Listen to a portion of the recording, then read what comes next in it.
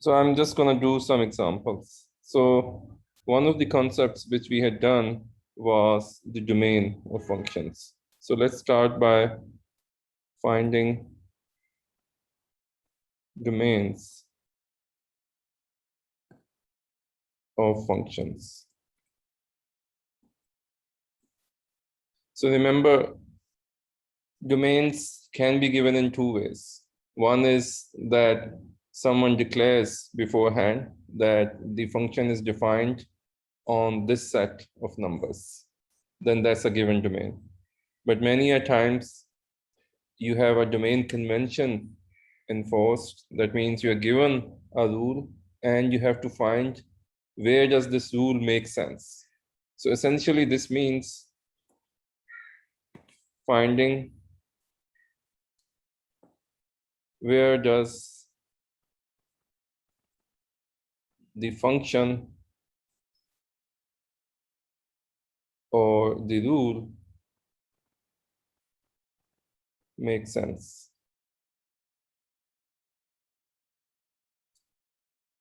And let's just do some quick examples. So suppose all of these are related to just finding domains of these functions. So suppose you're given this function.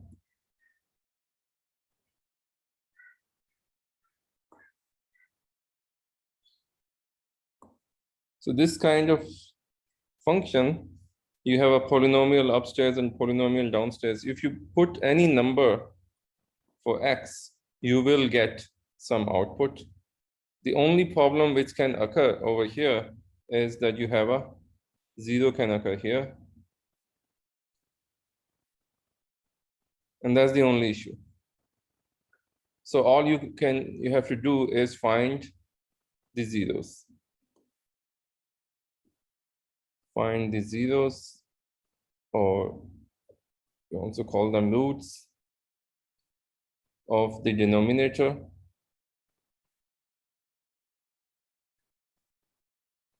And exclude them from the domain.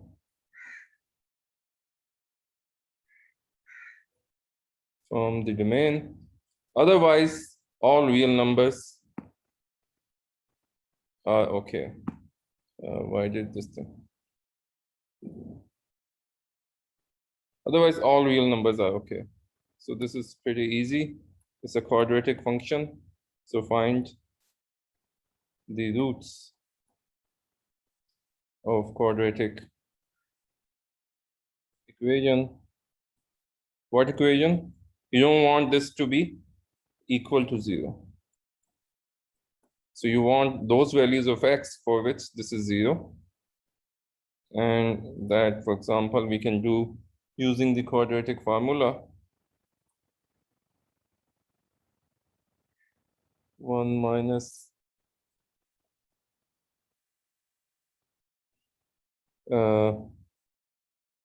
6, 20 plus 24 over 2. So you have minus 3 and 2 as the roots. So therefore, the domain of this function is all x, the whole real line, except that x cannot be these two numbers. Quickly going to a few more examples. So suppose this is the function.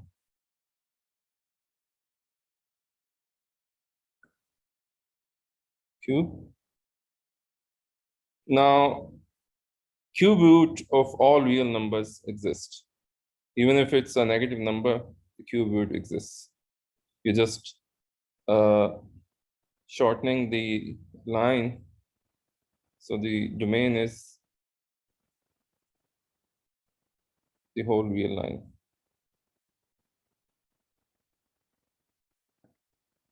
Let's consider this function. 3 minus x minus 2 plus x. Now over here, you want that we must have, for this to make sense, 3 minus x is greater or equal to 0, and 2 plus x has to be greater or equal to 0. So this gives you this, and you have an add. 2 is greater than minus x. Over here, I can multiply by minus, and that will flip the inequality. So x is greater than minus 2, and x is less than 3. So that means the domain of f is this interval. Let's take slightly more complicated example. So suppose your function is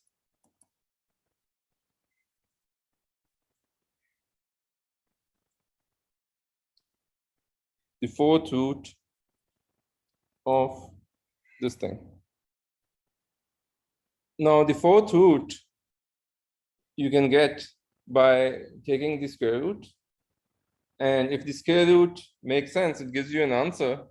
By square root we mean the positive square root, and then you can take, so it will return to you a positive number, and you're taking another square root of that. So that means that the domain will make sense whenever square root makes sense.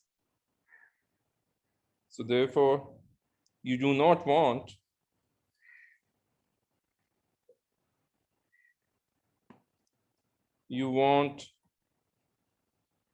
x squared minus 5x to be greater than or equal to 0.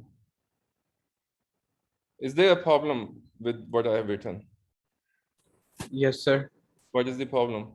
Sir, it can't be equal to 0. We cannot divide by 0. Yeah, it can be equal to 0, because if it's equal to 0, square root makes sense, but square root is in the denominator. So we will be dividing by 0. So you don't want this. This is wrong. Instead, you want to be strictly greater than 0, not equal or greater than 0. So this condition, what does this give you?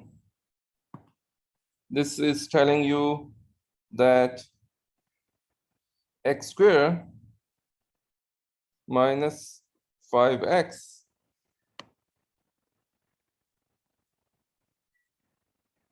is greater than 0. So I can factor it and write like this. So I have multiplication of two numbers which I want to be greater than 0. This would be possible true if x is greater than 0 and x minus 5 is greater than 0,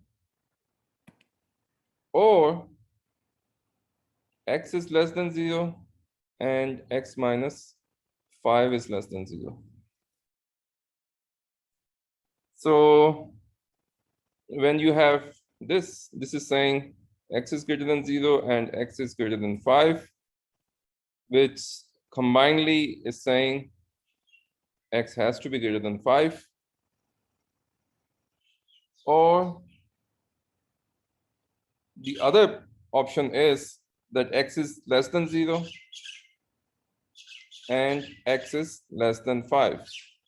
But since this condition just means you take the smaller one, x is less than 0. Therefore, either you have to have this or this. So therefore, domain is minus infinity to 0, excluding the 0, half open interval, and 5 to infinity. Now let me do another example. So let's do some graphing. Sir infinity के साथ जो bracket Sorry, लगता yeah, है वो thank you. Square लगता है या Thank you. This one. Now let's do slightly fine domain and draw the graph.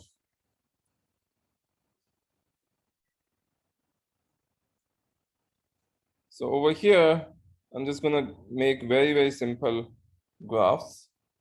And when you are plotting the graph, you just have to, first thing, I don't want none of them you're gonna draw by putting in numbers.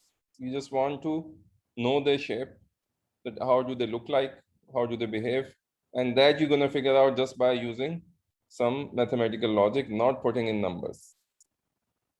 And in the first part, I'm just going to consider very simple ones. And in general, you just have to bring in all the knowledge you have about that function to try to get the shape. We have seen certain transformations, but you don't have to use them all the time if you can figure out by some other logic. So that's what I am doing in these examples. So suppose you are given this function.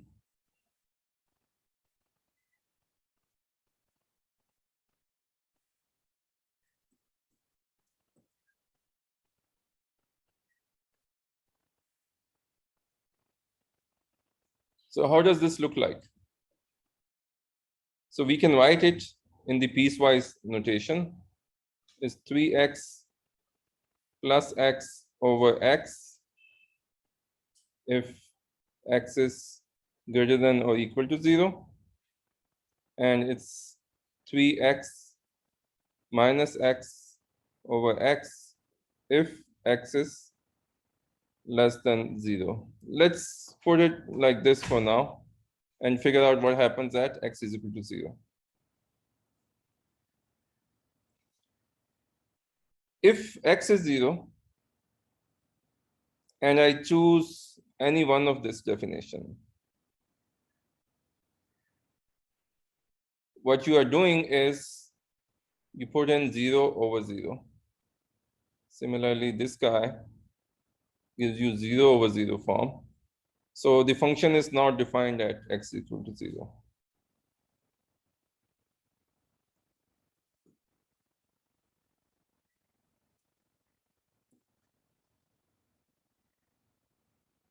On the other hand, if I want to draw the graph, if I exclude the x is equal to 0 from the domain, so domain is just, otherwise if I exclude x equal to 0, everything is fine. Domain is the real line minus 0. And if I draw the graph, this is just 4, and this is just 2.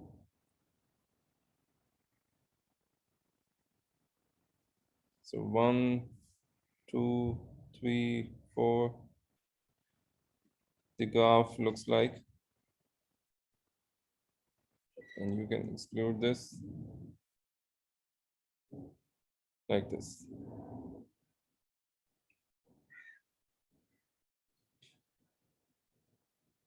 Another example.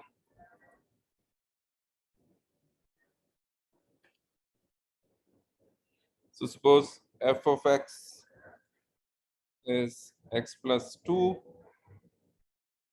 if x is less than or equal to minus 1 and is equal to x square if x is greater than minus 1. Now, we don't see anything going wrong at any value, so the domain is the complete real line. And if I try to plot it,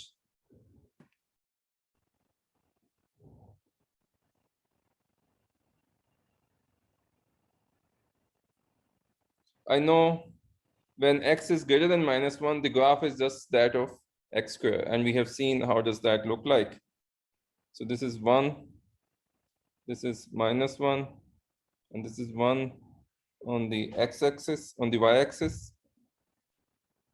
So the graph of x square just passes through this point and this point. And for -1, for x greater than -1 is just that graph, the parabola. However, when x is less than -1, then it's not this. Then it's a linear function. That means it's going to be the graph of a line. And the thing which multiplies x gives me the slope. And the x has a 1 in front of it. So it's a 45-degree line. Also, I can see when I put x is equal to -1 over here, then value of y is 1. So over here, they match. This one and this guy match. And if I'm given 1 point and the slope just tells me how slanted the line is, then I draw that slanted line through that point. But I cannot go this way because in this domain, the shape of the function is this. So the shape of a line only comes into play when x is less than -1. So the rest of the graph is just this 45-degree line. And this is the shape of this function. Now, any question? Yes, sir. Sir, can you go on the number 5 one? Yeah, Previous one. yeah. Sir, can you explain the domain again and the graph? Well, as for the domain, it depends a little bit on how you define this guy. So if I put in the value, it depends what you mean by this expression. So by this expression, this is what I mean, that if x is greater than 0, and if you want, you can even put equals to over here, choosing one of those definitions. Then I have this expression. Now this expression, it tells me that take x, multiply with 3, add x to it, and divide by x. When I do this using zeros, I don't get an answer. So the function is not defined at x is equal to 0. So that's why I say that it's not defined at x is equal to 0. And the graph is simple. When x is not equal to 0, then I put any number over here. Let's say a. I get 3a plus a over a, which gives me a 4. Then essentially x's cancel. So I get 4, this line, which is saying that when x is greater than 0, the value of y is 4. So it's just this horizontal line. Similarly, same thing happens over here. When x is less than 0, I get a 2. So for all values of x less than 0, the graph is just this line parallel to x-axis. So sir, in theory, our graph is never touching the y-axis. It just seems Yeah, like it's not touching the y-axis. That's why I drew this hole over here. okay. Okay. Well, maybe I can draw it here too.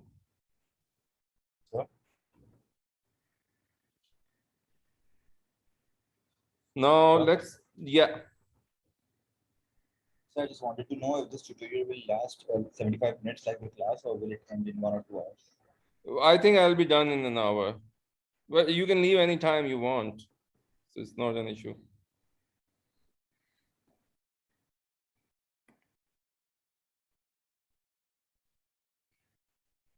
Okay, so let's take a kind of reverse example. So suppose given a graph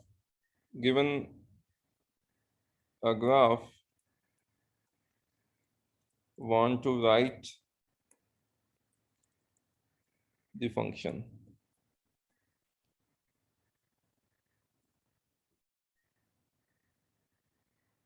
So suppose the graph is, this was number 7, line segment connecting these 2 points.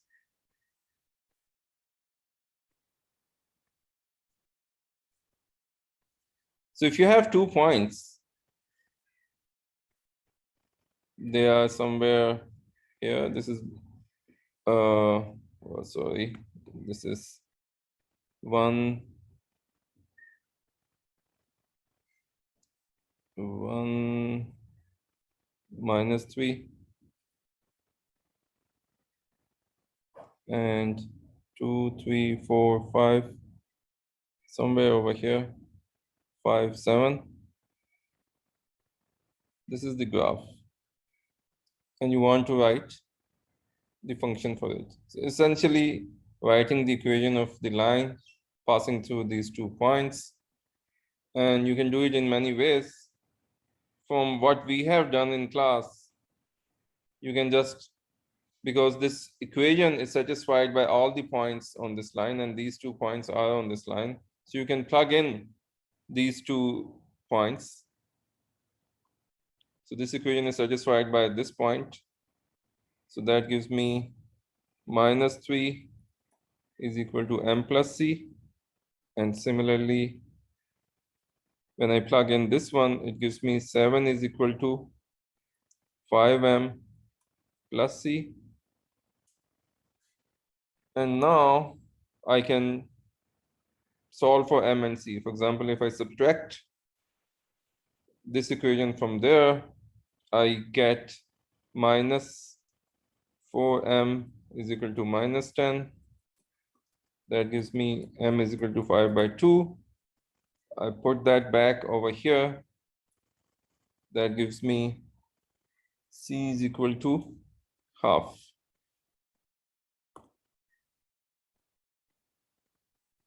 And that means my equation is half x, sorry, 5 by 2x plus half.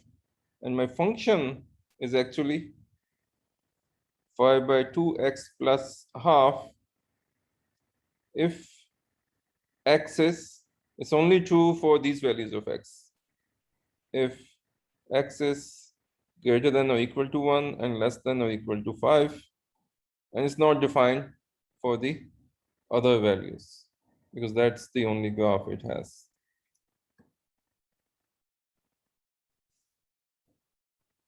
Now, suppose you are given this graph.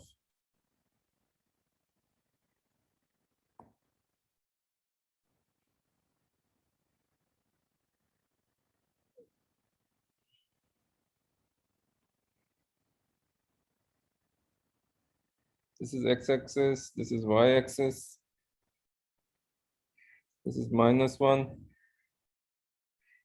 this is 0,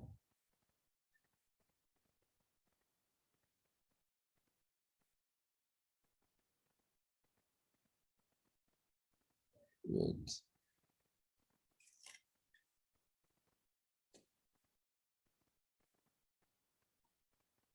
And the line starts from here, -2, -3, -4, and you have 1, 2, 3.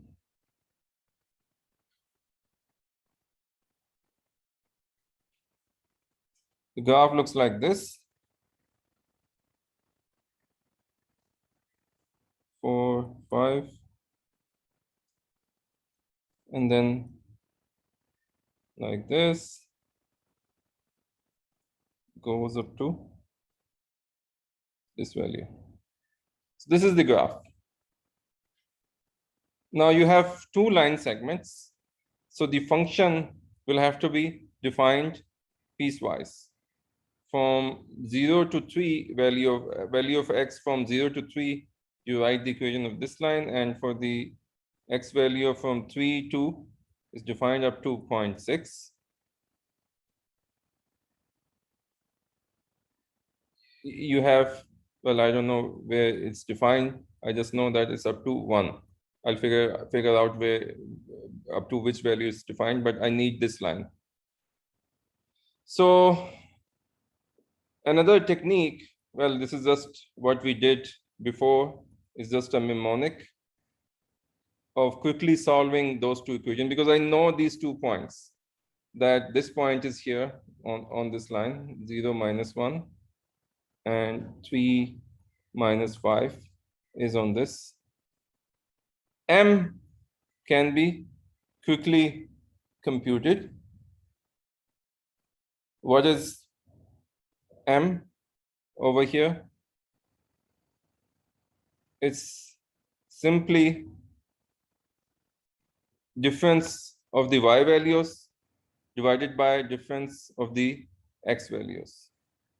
So the difference of the y values is -5 minus -1, and the difference of x values is 3 minus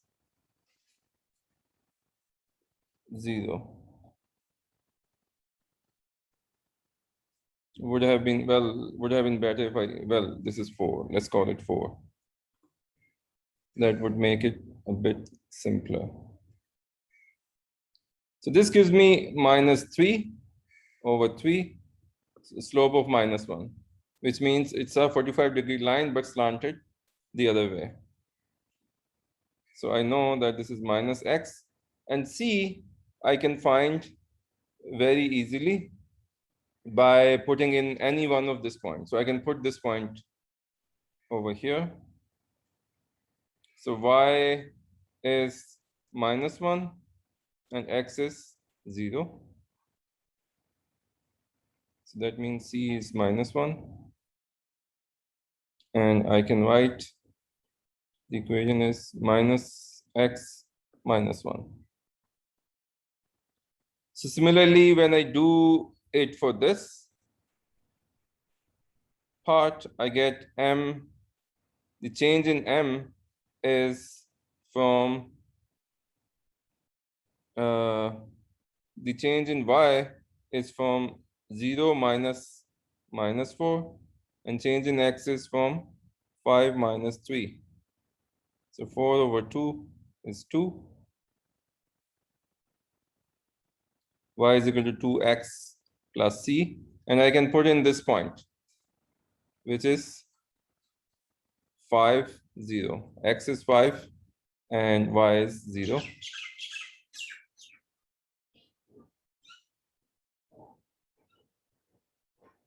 C is equal to -10.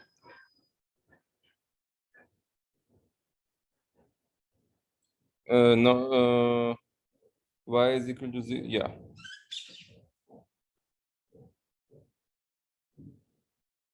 So that means my function looks like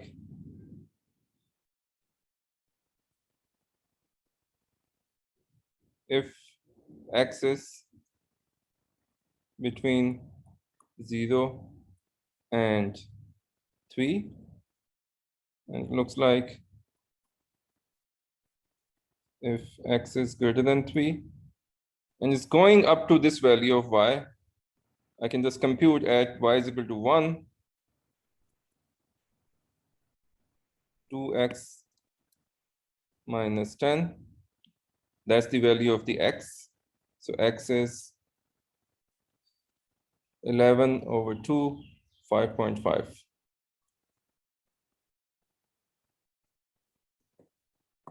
So this is the function.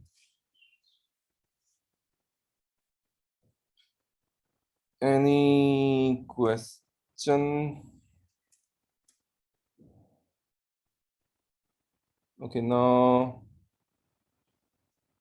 let's do another kind of, we discussed even and odd function. So find out if the function is even or odd.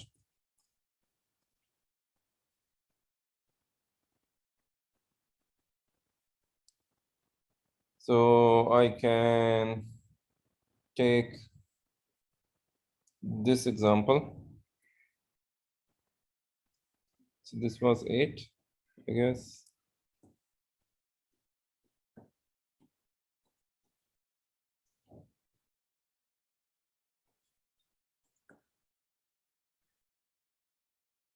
All I have to do is replace x with minus x.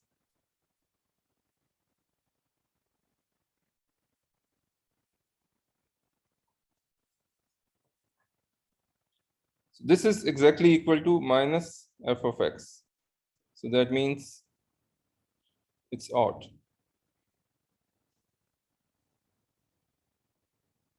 While if I had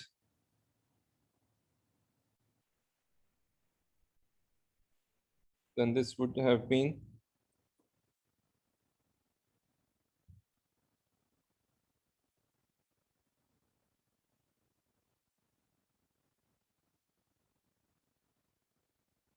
f of, this is f of minus x is equal to f of x. That means this is even.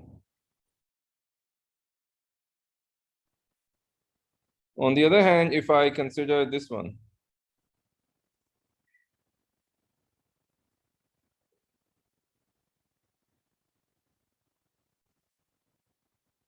now if I check f of minus x, I get x square, and over here minus x plus 1. It's neither equal to f of x nor it's minus f of x. Because if I try to take a minus out, I get this thing, which is not f of x. So it's neither f of x nor f of minus f of x. So this function is neither even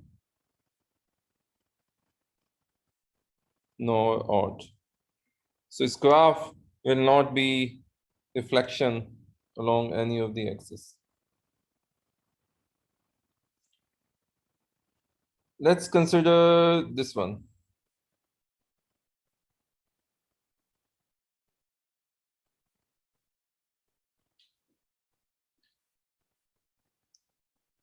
I know that this is even. Because what is this? We saw that its graph is this, reflected along y-axis, so it's even.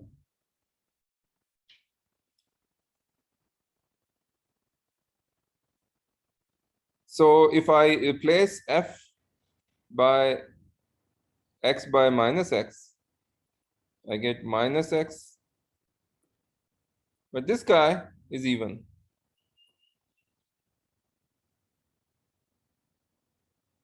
So I get the whole thing reproduced with a negative sign. So this function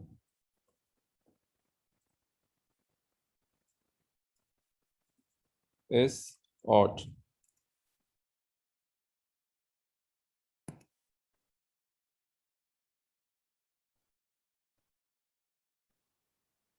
The function is odd, and it's actually a general property. One can check, or let's say, let's make it a problem. Prove that,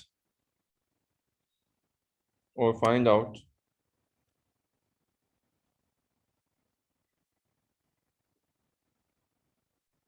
if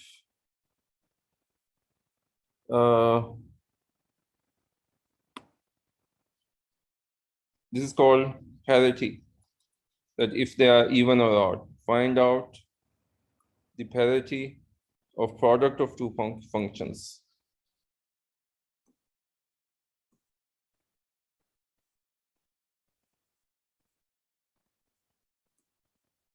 So you can call it a new function, h of x, and its rule is that evaluate f of x, evaluate g of x, and multiply the answers. So it's a legitimate rule, it's a legitimate function, and this is just called the product function. If f is even, g both are even, what happens then? If I check,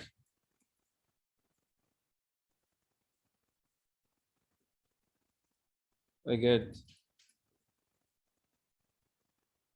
which is h of x. This means h of x is even. So product of two even functions is even. What about product of two odd functions? If f and g are both odd,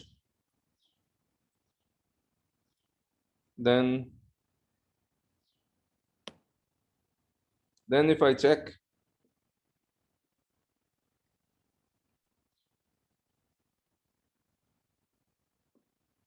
they're both odd, so they, by definition, f of minus x is equal to minus f of x.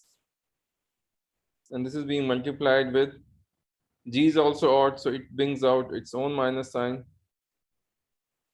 So minus and minus become plus.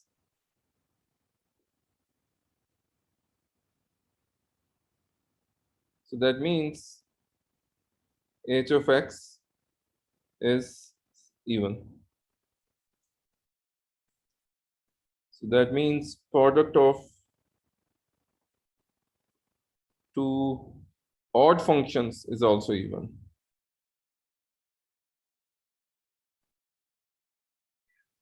But not if one of them is odd, you can prove it yourself.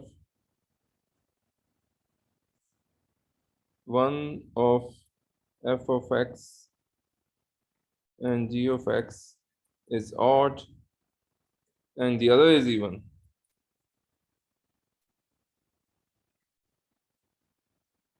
Then the product is odd.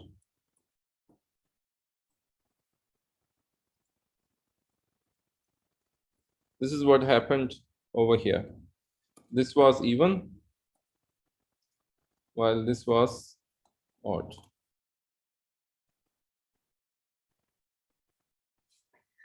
Let me do some problems related to plotting. Is there a question?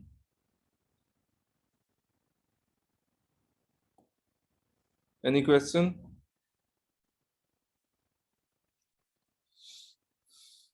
Okay, so let's do this one. Sir, can you just scroll up for a bit for 2 seconds?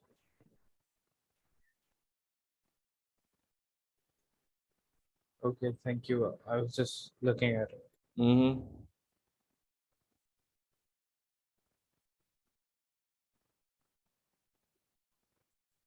So suppose you want to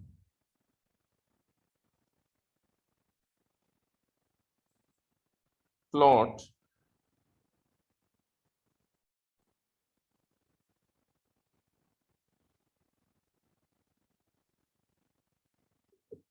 the graph. I shouldn't say plot, I should say draw the graph. We are not really plotting by choosing points. Draw the graph. Well, I don't know what's the correct terminology, plot or draw the graph of the functions using the shapes, the known shapes, and transformations.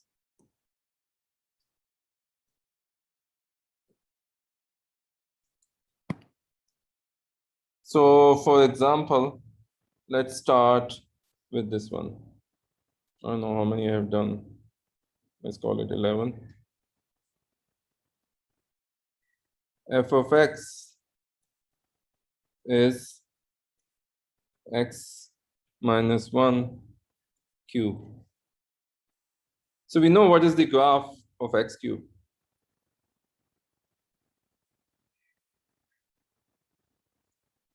This is 1, this is 1, this is 1, -1, and this is -1.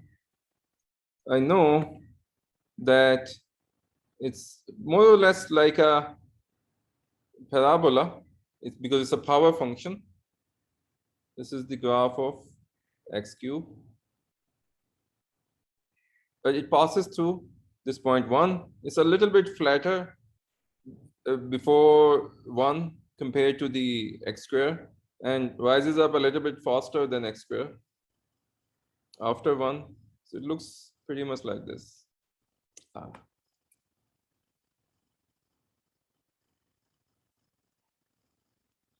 Like this.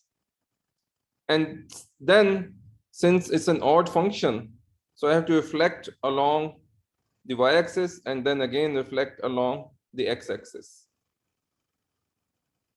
So it passes through this point. That's the graph of x cubed. This is a known figure. But I need the graph of x minus 1. And we know that when I subtract a constant from x, then I'm towards right. I'm shifting it to the right by 1 unit. That means this 0 now occurs here, and it passes 1 at 2, and it passes -1 at 0. These 3 points have been shifted.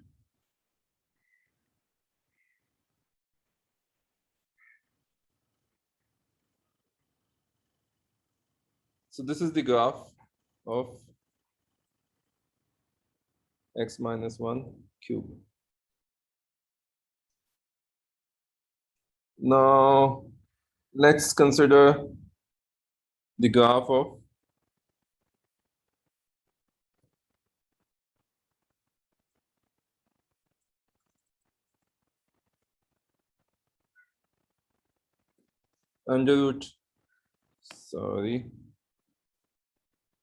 cube root of x with a minus in front. Sir, G? can you show the previous graph? Yeah. Sir, if we put input -1, the answer won't be 0. Yeah. Sir, if we input -1 as x, it will be, the answer will be -8 if, So but in the graph you have plotted. nay. If I put -1, I end up somewhere here, which is like 8. -8. Yes, but in the graph, Yeah, it's you have -8 in drawn the it graph. What's wrong with the graph? See, if I put -1, I am reading off over here.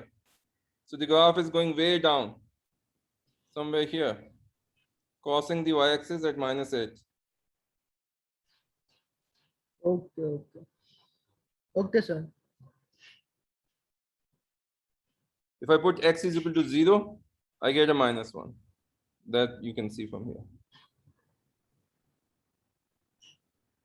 When I put So, x but is equal, why can't we use the values to input and then make the graph? well, you can do that, but you won't be able to see the whole figure. You don't know what the graphs in general do, what their shapes are. There may be some squiggling happening, and you may miss it by plotting the numbers which you test.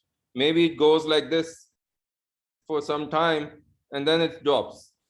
If you checked only up to this value, you would say that the shape is like this, and you will conclude this. You will know that it drops. So what we are doing is we are taking some well-known functions whose shapes we know that what they are, because from our logic, our mathematical reasoning, we just know that this is how they should look. Like x square is never going to drop. It's just keep going up. So from known shapes, we are getting more shapes and not relying on putting in some numbers. But that's not a very reliable method.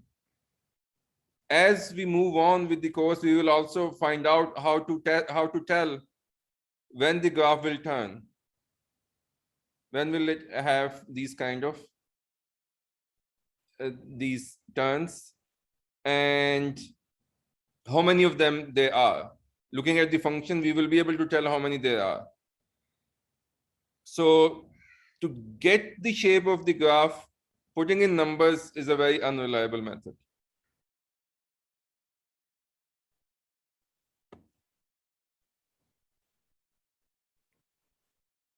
Let's look at this one.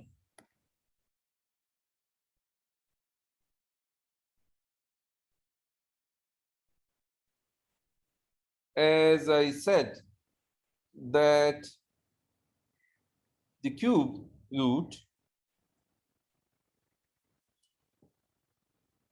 well, first of all, 1 is on this, and it's kind of opposite of the power. First rises fast, and then kind of flattens out. And since it's a cube root, it has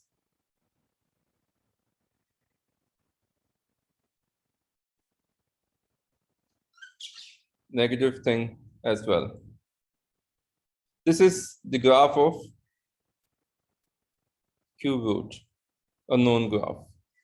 If it has a negative in front of it, so what you are doing exactly is whatever value of y you have, you're making it negative.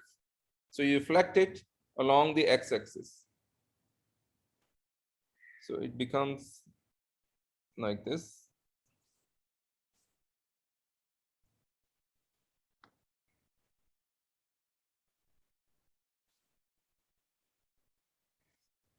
So this is the graph of minus the cube root, the red line. Let's keep doing a few more.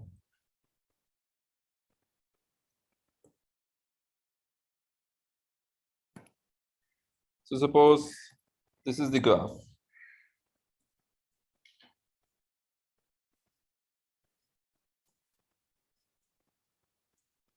Did we do it in the class, a quadratic one?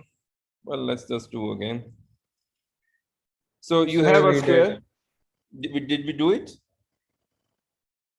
Yes, sir. We completed the square and Yeah, so okay, so did all of that. let's not do this.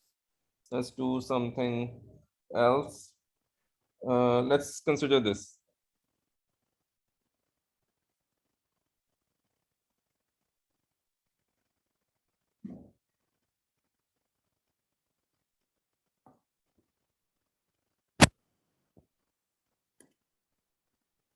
Now you don't want to put in numbers and mess with it.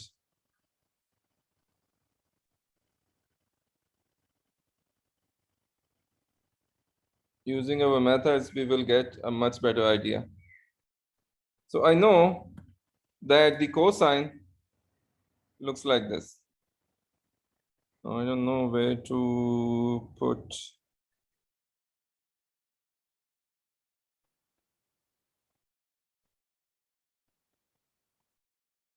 Okay, this is pi by 2.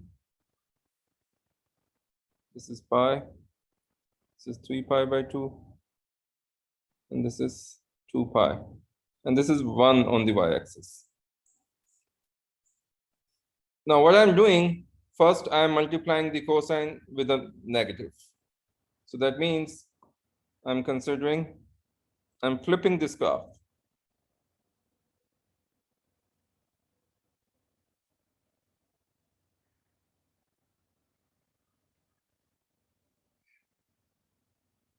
This is the graph of minus cosine x.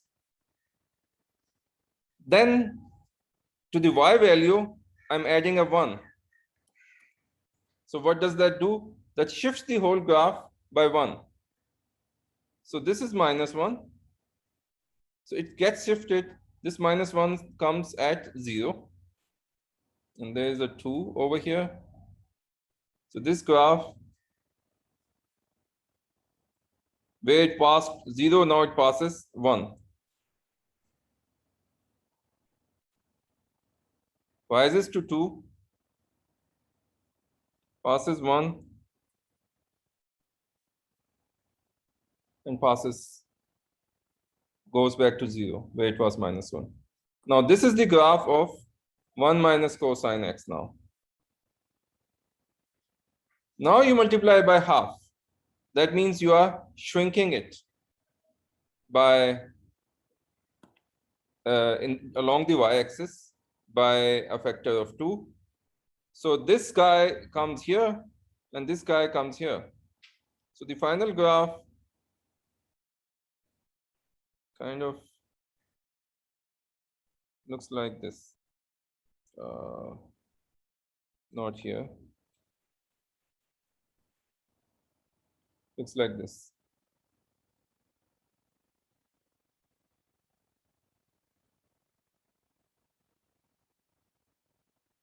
This is the graph of 1 minus cosine x. Let's draw something more.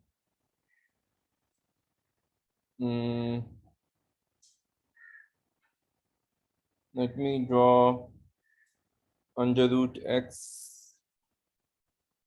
Let's draw this.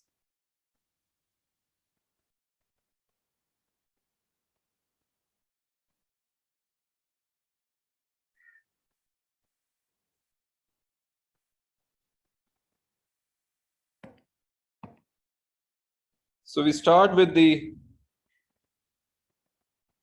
square root graph. 1, 1, -1. So rises up fast, passes 1, and then kind of flattens. And it has no values in this region because that's not part of the domain. Then what I'm doing is subtracting 1. So it crossed the point y is equal to 1 at x is equal to 1. But now at x is equal to 1, it's going to cross 0. And over here, it starts from here. So this is the graph.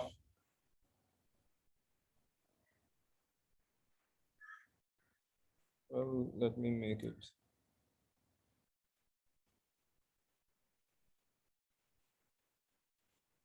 This is under root x minus 1. Now I do this. So what does the absolute value does? One should think of it as a composition of a function. This part gives me this thing. And then there's this is fed to another function, which what it does, whenever you feed it a negative value, it outputs the positive number, the same number with negative removed. So what it's going to do, it's going to leave this thing as it is. But this one is going to flip.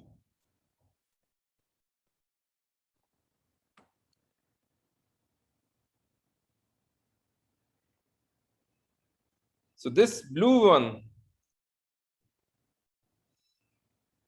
going like this, then with the cusp going like this. This is the graph of under root x minus 1. I can keep doing these. Maybe I should do something else. Okay, let me do this reverse problem.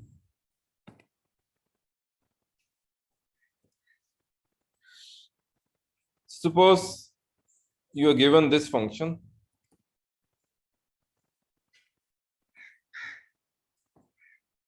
It's a very special function and it has a small domain because of the under roots, and its graph is actually looks like this.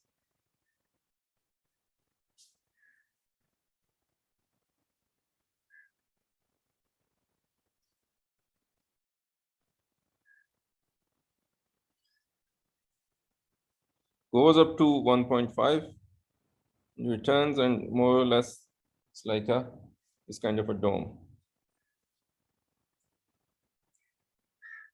So this is the graph.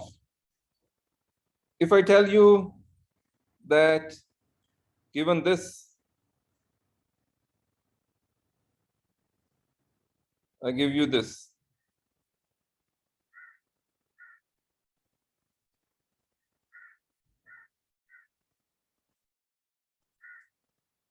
This function. The shape is same, but it's like this. What is this function? What is this function? The -2 is adding, the graph is going 2 forward on the right. Yeah, so we have shifted the graph by 2 units. So this Replace guy, x 3 by upon x 2 minus 2. 3 upon 2 is stretch. so we can, if I call it g of x, it would be the same guy, but subtracted with 2 from the minus, And the whole thing multiplied by 2. whole thing multiplied by 2 to stretch it by stretching it to the double value. And you can simplify it. On the other hand, if I draw this, well, let me do it on this. There's a -1.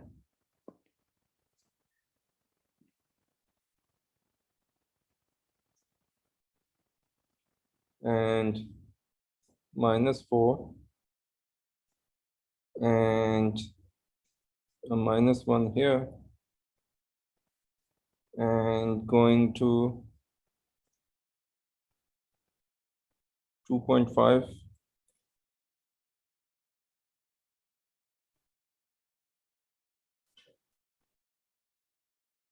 You know what I mean? It's the same thing, but it's inverted, and it has come down over here. So now what I need to do? First, what I can do is I can invert it simply and make it like this. For that, what I need to do, I replace, goes to this. X is replaced by -x. Because whatever value what before you were getting at x, now you get at -x. Minus x square. So this is -3x minus x square. Then that is not enough. You have to reflect it to give it this shape. That can be done by multiplying it with a minus, because what's it going to do? Whatever value at x you get for positive as a positive y, now you are reflecting it to the minus y-axis. So this will now turn into -x square. Then you want it to shift this way. Shift to the left means adding something to x. Adding positive +1 to shift it to the left.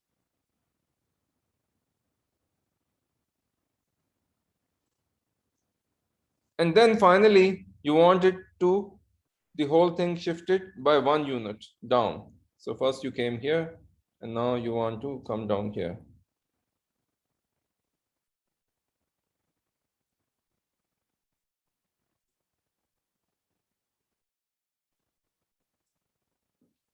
So this is the final function,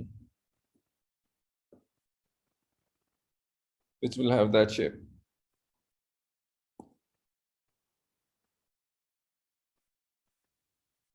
Why would it be positive x square? Someone said it would be positive x square. I don't get it. Why? You're going to replace wherever you see x by -x. -x square is still x square.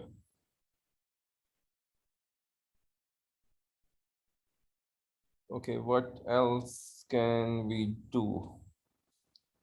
Let's do a few more things. Let me take about 10 more minutes.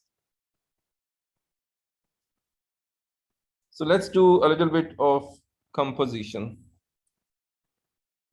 I think we still haven't done enough problems, but it's okay. Let's do them next time. So suppose you are given this function.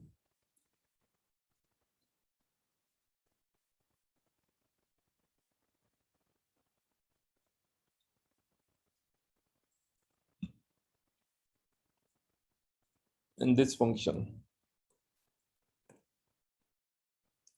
Find the composition f naught g, g naught f, f naught f, and g naught g, and find their domains.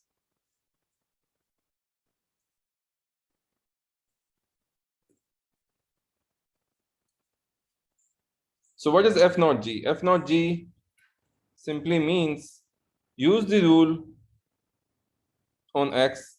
F naught g of x is do sine 2 of x and take this as an input, call it u, and give it to f.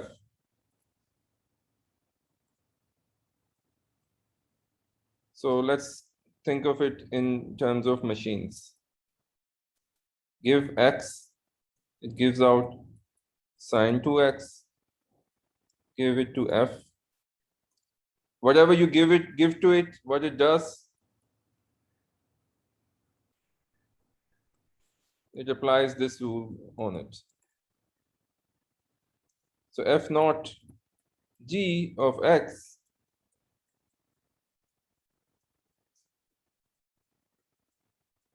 sine 2x.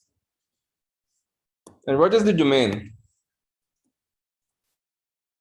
So for the domain, we said that this machine should work. And this, since this machine is the machine which computes sine, it works on all x. But then this machine should also work. We see over here that it will not give us an answer whenever sine 2x is equal to -1. So you will have to have, whenever 2x is any multiple of pi,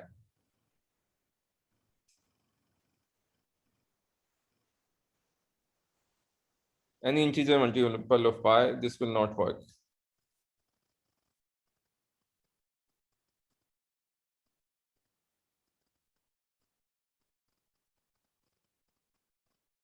So the domain is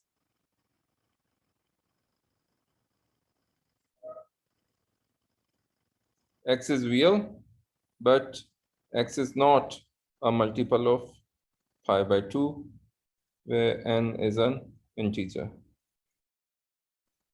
Sorry about messing it up over here. I'm just trying to finish. So this is f naught g, but g naught f looks quite different. G naught f is first you do the f operation. What it does, it makes it x over 1 plus x. And then you do Excuse me, sir. g. Sir, ऊपर वाली domain में जो n होगा, that will be an integer, right? Yeah, वो आपने n is an element of real लिखा है या क्या लिखा है? मैंने लिखा है, sorry about my writing. This is, I said x is real, but x is Yes. not equal to n pi over 2, where n is an element of z. Okay, it's z. Okay, okay.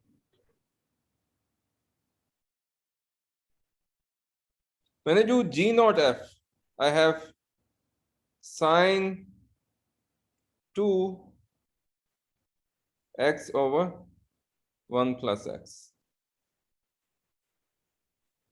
which is just sine of 2x over 1 plus x. And the domain is all reals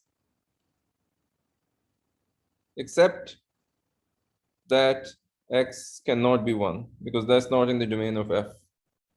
Oh, sorry, minus 1.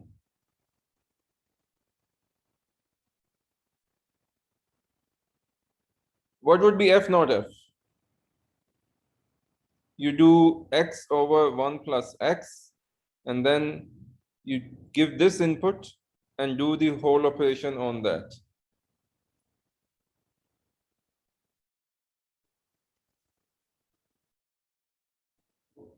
So this becomes 1 plus x times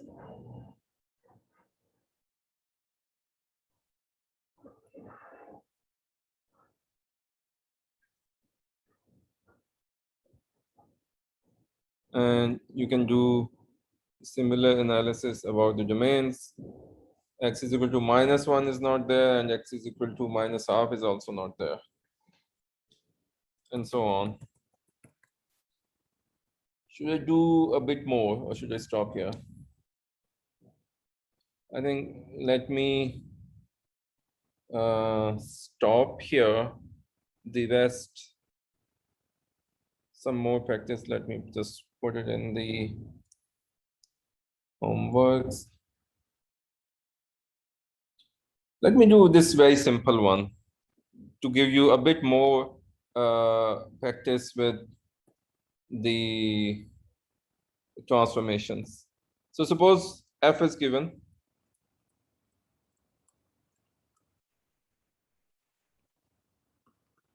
Graph is this.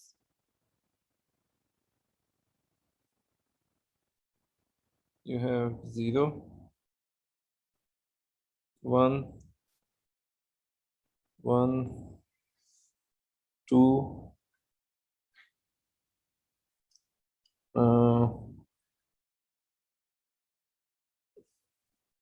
3, 4,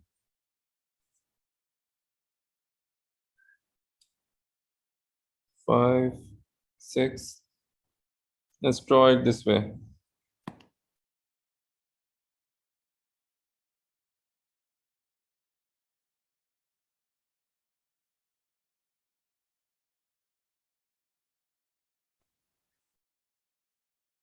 No, let's draw it this way.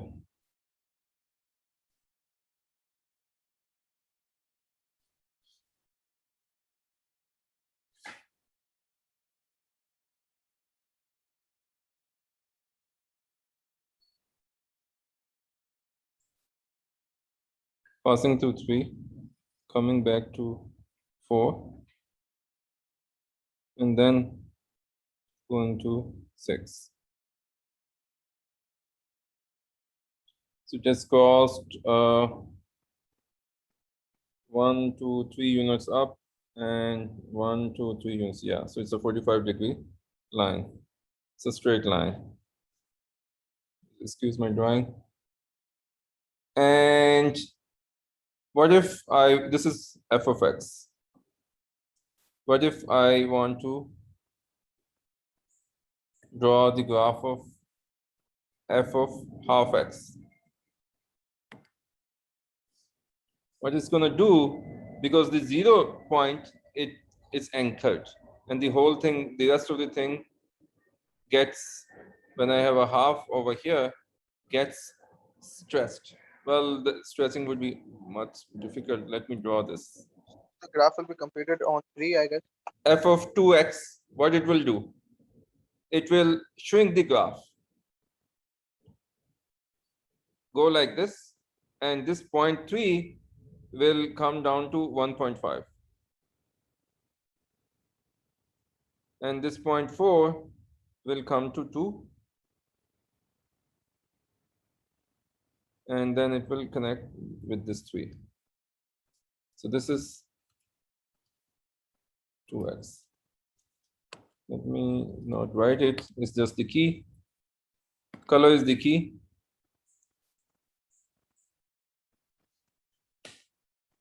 What if I want to draw f of minus x in green? It's reflected because whatever value you get at x, now you get it at minus x. So that's the f of minus x. And what if you want to draw f of minus x minus? Then it's further reflected along the y-axis.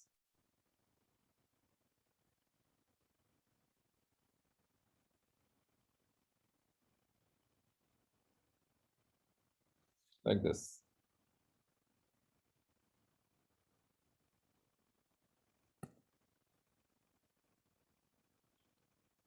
Okay, let me stop here. Are there any questions? Sir, will this tutorial be regular on every Saturday? No, the tutorials will be as I announced that, well, if everything goes fine, they will be on Thursdays and Friday, and they will be physical. I'm still mulling that should I just, whatever is done in the physical tutorials, should I do an online one so that if people can go there, but then I guess no one will go. So I'm just thinking, still thinking, but most probably it will be a physical tutorial on Thursdays and Friday. Like you have to go to only one, and you don't even have to go if you can. What do Yes, you sir. guys prefer? On Thursday after class, there's a lab, ITP lab for about 40 students. For how long? It goes from 1 till 3:45. 3:45. Okay, so the tutorial is at 4. But let me see for a week that how many people show up and how the things are going. So I'm scheduling the tutorials on Thursdays and Fridays, and you can go to any one of them, and let's see how things go. If people complain they can't make it, then I'll do something about it. Probably I'll go online.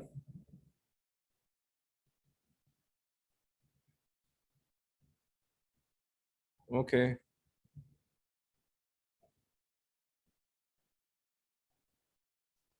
Online will be better. So let me take a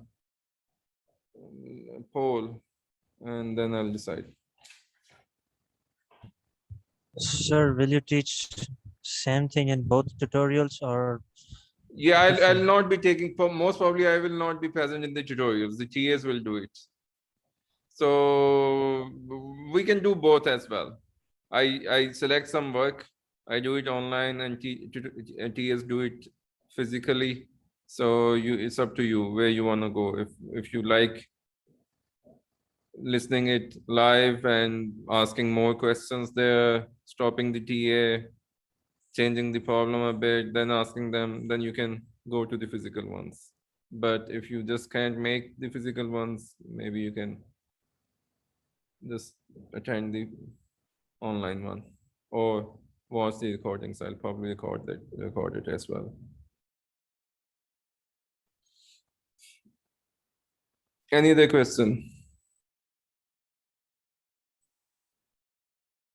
Okay, let me stop here.